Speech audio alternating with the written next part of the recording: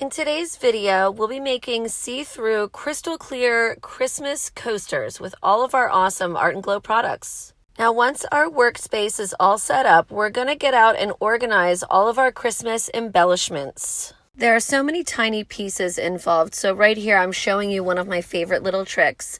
A lint roller goes a long way when it comes to a workspace. Now, once you have everything organized, you can mix your 1-to-1 ratioed resin and pour in your first layer. Since these coasters are see-through, the key here is to make them as crystal clear as possible. So wait a minute or two before you torch out those bubbles so they all come up to the surface. As you're laying down all of your fun little pieces, just make sure that they are facing down. Once you place your pieces in the resin, after they sit for a bit, you will notice that they will start to shift. So just keep your stir stick close by to keep them in the place that you want. I really do love making these because you can make them say whatever you want. So these can get as wild as you'd like. Once you are done placing all of your pieces, it is time to go ahead and just cover it and let it cure. For the second layer, I did basically the exact same amount that I did for the first layer. Just make sure to mix it thoroughly and then go ahead and pour it on top of your first layer. Now just wait a few minutes so all the bubbles come up to the top and then torch them out.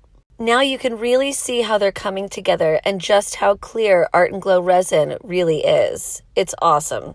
The next step here that you'll want to do is just very gently sand off the sharp edges on the bottom of your coasters, being very careful not to scratch any of the flat surfaces. This next step here is one that I really love.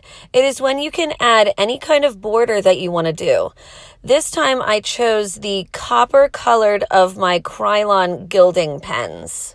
The precision tip on these makes it really easy to make nice clean lines. The next thing you'll want to do is go ahead and tape off the bottom of these before we do our final flood coat. Now onto the final resin step, and we will do a flood coat that will cover the top and the sides and seal in all of your beautiful work. Once that final coat is on there, you'll want to cover it and let it cure for at least 24 hours, if not longer if you can. Now bust out your heat gun and warm up your painter's tape to pull it off and get those clean edges. And there you have it, a beautiful set of Christmas coasters to keep for yourself or gift out to your loved ones.